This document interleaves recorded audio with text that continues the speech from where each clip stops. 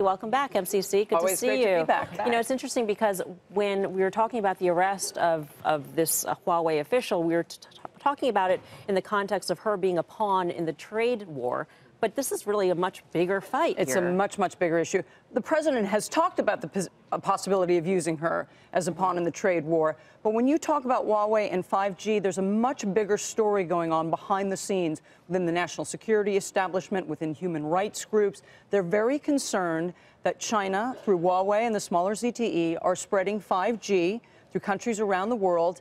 And 5G is much more advanced than 4G. It's not just faster, it's qualitatively different, and it allows for much higher levels of surveillance on individuals. Absolutely. I mean, the part of the structure of 5G is such that the cell towers take over some of the systems from the core. Yep. And so therefore, if you're able to corrupt, quote unquote, those cell towers, you're all of a sudden able to hack those networks more easily. And so what Huawei is doing, correct me if I'm wrong, they're dumping equipment. So there's a phrase that's been thrown around called standards dumping. We all know dumping in the economic terms, right? In the old days, they produced too much steel below cost, et cetera, drive the U.S. steel business out of business, and then they can command the market.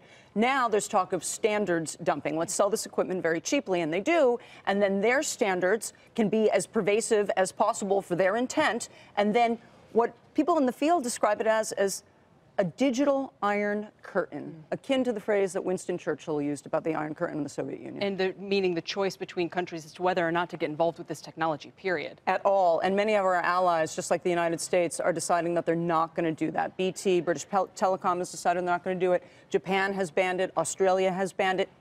There's an effective ban in the United States. You can't use it for military equipment. In the private sector here, the major telecom providers do not use Huawei equipment. You know, and it is cheap, and people even say they like the customer support. So, I mean, it has earned a place in the market somewhat on its own. This is my point. So for businesses, for Americans, we hear these headlines that, you know, we have to be concerned about Huawei being a Trojan horse for spying, that the Chinese are stealing our IP, that they're bad actors, they're hacking Marriott guest lists. I wish the president would come out and explain a little bit about what our goal and strategy is here. If it is to say to the consumer and business world, you have to accept some short-term pain because our long-term goal is to make sure that we're safe here. I would like a little more clarity as to what the impact is going to be and what the goals are. What the trade-offs are. Sure. That he is willing to accept and he wants the country to accept. By the way, private industry has accepted that trade-off, right? When the major telecom carriers here don't buy Huawei equipment, even though it's much cheaper, that hurts their margins. They could do it, you know, differently, but they don't.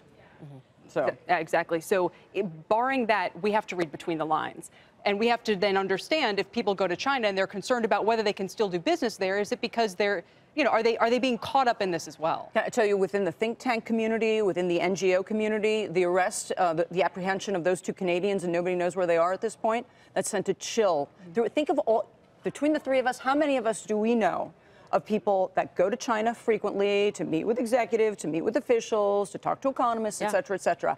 And now they're very concerned about it. And think about the way she was treated versus the way the two Canadians have been treated.